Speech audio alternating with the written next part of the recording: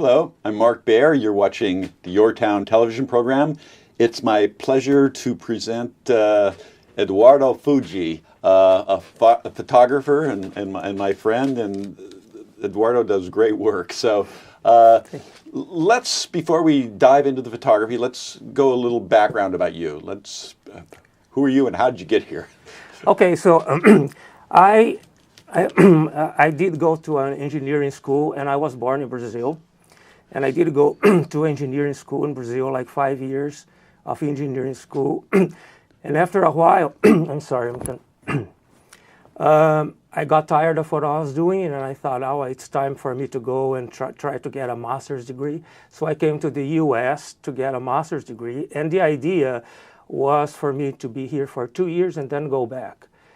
And then I fall in love with the region. The Monterey Peninsula is so incredible. So now I call it home, and I've been here for, oh my God, since more than 15 years. And then what's your relationship with the Baer Institute? Well, that's where I came for the master's degree. Okay. And then where I start working as a student, as a part-time student there. And then they liked the work that I was doing, so they invited me to stay. So they sponsored all my visas and until I got my citizenship in 2007. And you're still at Middlebury. I'm still at Middlebury. And then what are you doing there? What's your? Well, my work has changed actually. When I started doing computer programming. They had these databases that they had to write for various government grants. They had to provide them, and so they need someone who knew how to program to create the user interface to these databases for the government. And over the time, the needs change, and now I'm doing more artistic work like video and tutorials, online classes, and this kind of stuff. So you're really bringing the arts and the sciences and the Middlebury mission together. Right. You know, Middlebury is just an amazing. It's incredible. It's an amazing place. It is, yes. So where did the photography come to? Well, and let me kind of before we talk, I want to let the audience know that you're not an amateur. This is as good as it gets. What you're doing, I'm a huge fan, and so where did this come from? Well, I don't know exactly.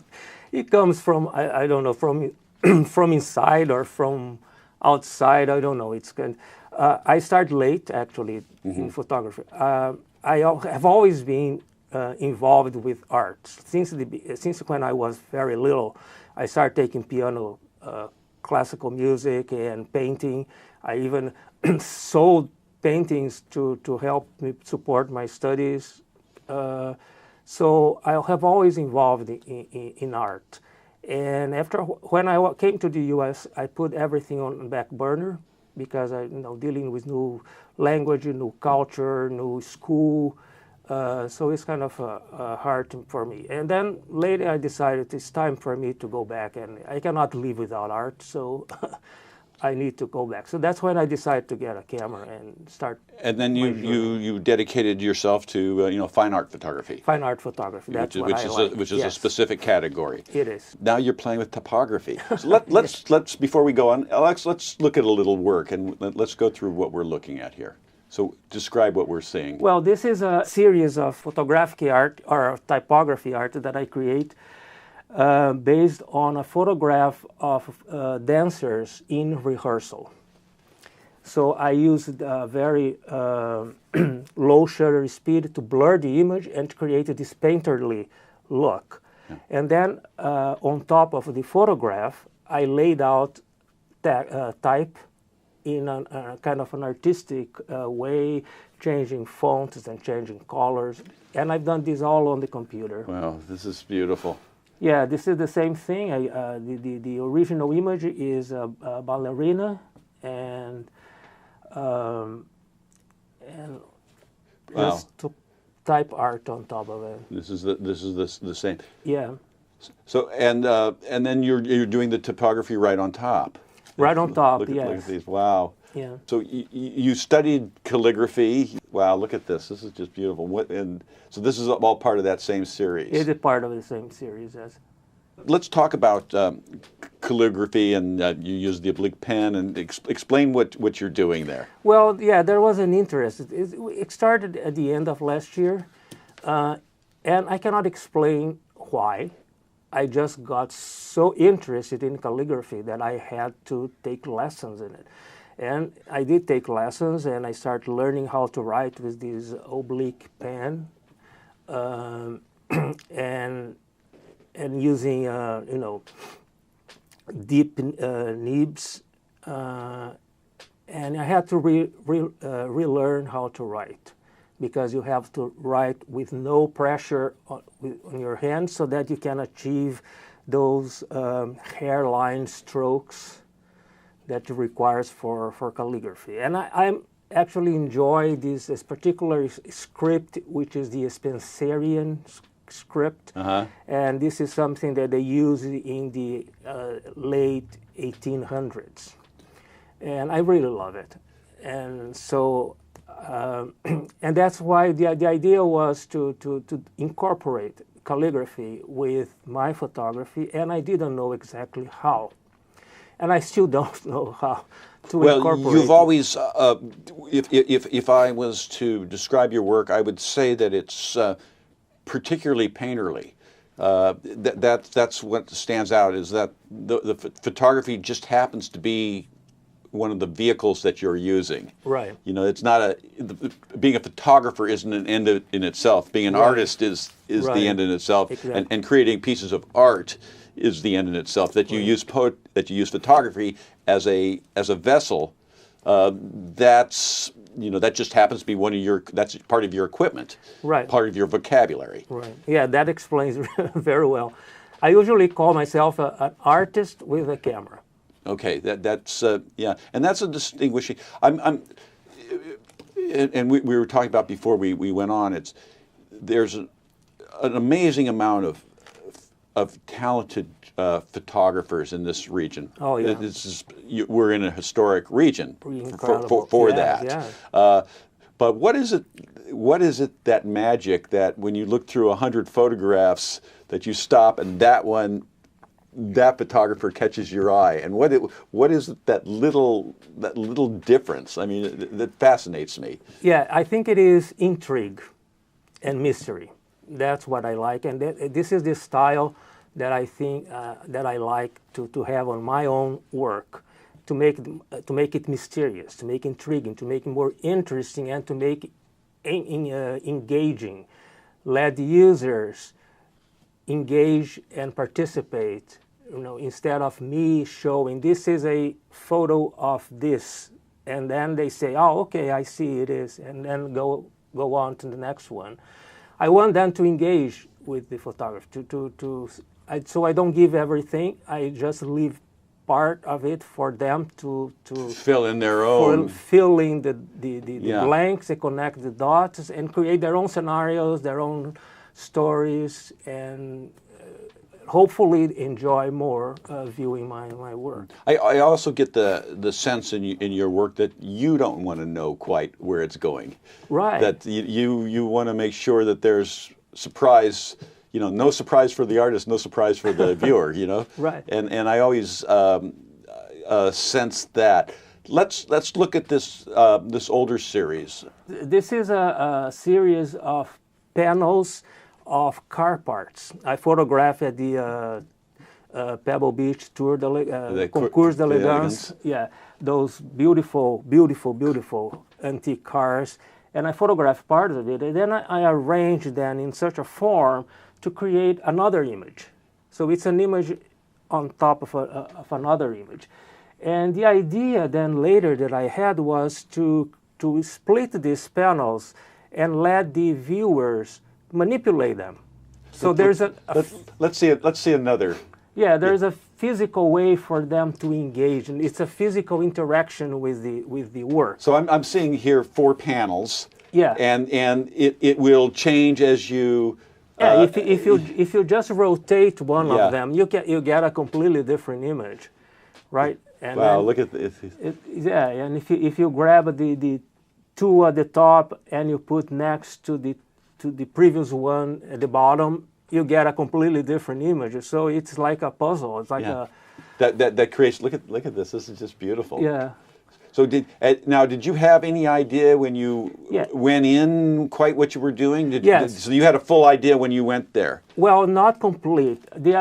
I created this series for an exhibition at the Sherry Center for the Arts in Carmel. Uh-huh. And there was a call for the artists for an exhibition, and the theme was autoerotica. Uh-huh. To show the sensual lines of the cars, right? So that's how I had this idea of mixing these panels to create this work. That originated. What I've learned from experience is that just because you're shooting something beautiful, you don't have a beautiful result. It's funny because we live in a place that's almost like a postcard, you know, and it makes it hard to make anything interesting because whatever you do, you get a postcard. Right. Any one of these cars is gorgeous. It's gorgeous. But Yeah. how do you break it down into something that can transcend what you're doing? And so they're not easy to. It would seem easy that you're going to get a good shot no matter what you do with this, but that's not true, is it? No, it's not true. And I think that I had luck with these cars because I think it was a foggy day. It was early. Yeah. So yeah, that's why I got this. I got access to these cars in a good light. Yeah. So I didn't have those awful Reflections, right? that you get Yes. from. So I think I was lucky at this point. How much is your, what I see also, like in a series like that, and I see in your other, I see how you organize a piece, and those are very organized. How much does your engineering background play into this? Good question. I don't know, but I think they play a part. I think it's interesting.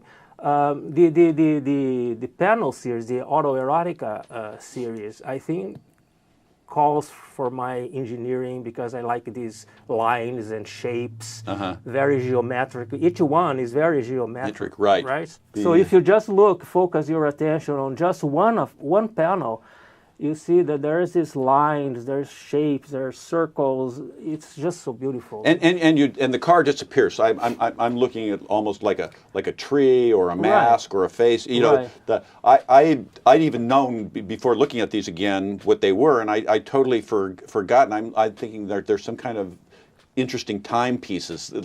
It almost looks like the watch parts that I'm looking at, or parts of a watch, or something, some kind of mechanism, but not specific. Yeah, I think that you can call this abstract.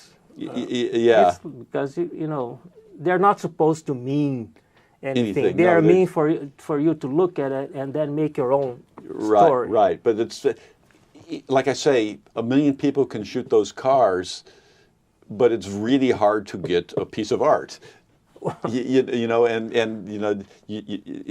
common perception, you shoot something beautiful, you're going to get something beautiful. That's not at all what it is. Right. Well, who do you look at? What inspires you?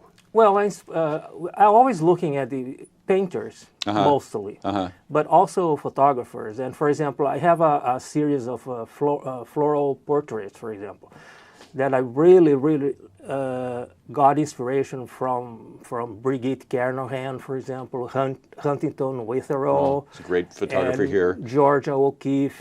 They're beautiful flowers. So I got inspiration from them when I did my own series.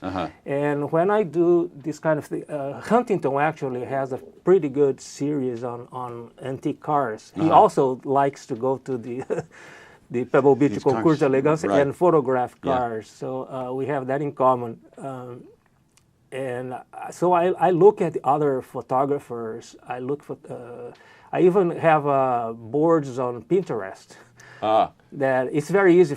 Whenever I find a photograph or an image that I like, I say, I'm going to collect this in one of my boards. And then I later go and look at those and looking for inspiration. Oh, I like this. And You've got to look all the time. you have to look all the time. yeah. Yes. The idea is not to copy them. Is not to write. It's just to let them influence in you. Your voice. You have to yes. have a voice.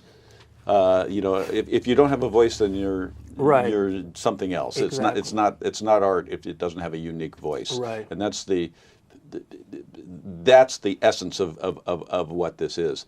And then finding your voice and then expanding your vocabulary. That's the game. Right. And I just love that you're bringing ink into it because it's such an elegant it's such an elegant thing. Yeah, exactly. And I have also I like to I have taken workshops with other photographers, and one of them, for example, Elizabeth Opalenik, she expanded my horizons. You know, to think beyond just photography, just composition, just photography rules, all that. Just so that I think helped me a lot to develop this artistic sensibility that I have today. Yeah, you have to learn the rules, then you throw them out. Yeah, But, you know how to throw them out. Yeah, but you have to learn them first. Learn first, Yeah, yes. and then you can dispense with the rules, and almost you have to because you have to find your own path. Right. Yeah. I studied. I'm actually self-taught. Uh-huh. So everything I know about photography, I learned on my own. I studied the Ansel Adams zone system. I studied composition, all this stuff before I departed from it. Yeah, and now what do you are you strictly digital? Are you using film? How are you? I'm strictly digital right now, Uh-huh. but I have a one series that I'm working on that I'm planning to paint on the paper. So I've printed the photograph.